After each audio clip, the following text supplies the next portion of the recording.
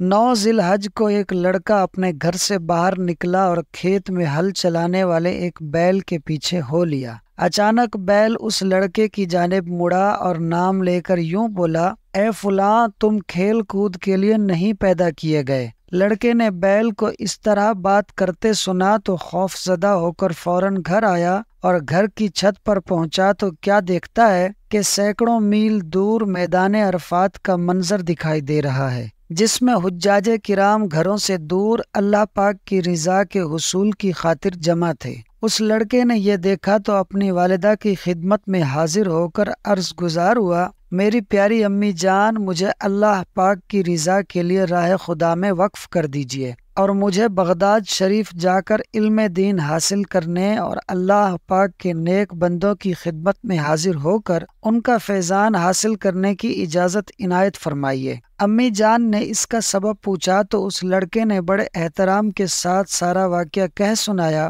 اللہ پاک کی مرضی اور رضا پر امی جان نے لبیک کہا اور راہ خدا کے اس ننھے مسافر کے لیے سامان تیار کرنا شروع کر دیا، اور 40 دینار یعنی سونے کے سکے اپنے لخت جگر کی قمیص کے اندر سی دیے۔ پھر سفر پر روانہ ہونے سے پہلے اپنے لخت جگر سے وعدہ لیا کہ ہمیشہ اور ہر حال میں سچ بولنا، اور اس کے بعد اپنے بیٹے کو یہ کہتے ہوئے الوداع کیا کہ جاؤ، میں نے تمہیں راہ خدا میں ہمیشہ کے لیے وقف کر دیا، اب میں یہ چہرہ قیامت سے پہلے نہیں دیکھوں گی۔ اللہ کی یہ نیک بندی جانتی تھی کہ اب میں جیتے جی اپنے بیٹے کو نہیں دیکھ سکوں گی۔ یہ لڑکا ایک چھوٹے سے قافلے کے ساتھ بغداد کی جانب چل پڑا۔ راستے میں ایک واقعہ پیش آیا کہ 60 ڈاکو قافلے کا راستہ روک کر لوٹ مار کرنے لگے۔ انہوں نے کسی کو بھی نہ چھوڑا اور ہر ایک سے اس کا مال و اسباب چھین لیا، مگر اس لڑکے کو کم عمر جانتے ہوئے کسی نے کچھ بھی نہ کہا۔ ایک ڈاکو نے قریب سے گزرتے ہوئے ایسے ہی پوچھا، کیا تمہارے پاس بھی کچھ ہے؟ لڑکے نے بغیر ڈرے جواب دیا، ہاں، میرے پاس 40 دینار یعنی 40 سونے کے سکے ہیں۔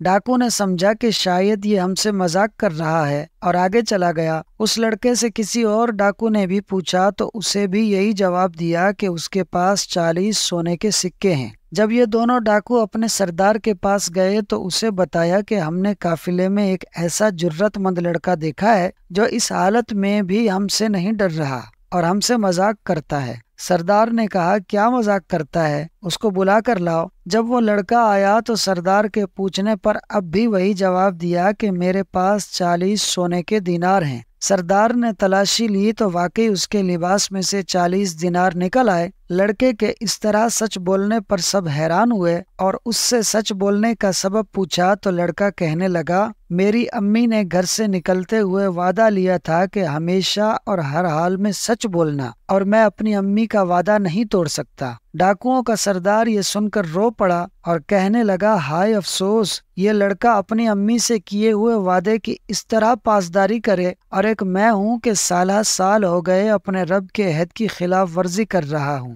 اس سردار نے روتے ہوئے راہ خدا کے اس ننھے مسافر کے ہاتھ پر توبہ کر لی، اور اس کے باقی ساتھی بھی یہ کہتے ہوئے توبہ کرنے لگے کہ اے سردار، جب لوٹ مار کے برے کاموں میں تو ہمارا سردار تھا تو اب نیکی کی راہ پر بھی تو ہی ہمارا سردار ہوگا۔ راہ خدا کا یہ ننھا مسافر کوئی اور نہیں بلکہ مسلمانوں کے ہر فرقے اور ہر مسلک کے نزدیک انتہائی بزرگ و محترم سیدنا شیخ عبد القادر جیلانی رحمۃ اللہ علیہ تھے۔ اللہ پاک نے انہیں بچپن ہی سے اپنی ولایت کے لیے منتخب فرما لیا تھا۔ نہ صرف ولایت عطا فرمائی بلکہ اولیاء کا سردار بھی بنا دیا۔ اللہ پاک ہمیں آپ کی طرح سچ بولنے کی توفیق عطا فرمائے، آمین۔ دوستو، ویڈیو اچھی لگی ہو تو فاسٹ سنو یوٹیوب چینل کو سبسکرائب کر لیں۔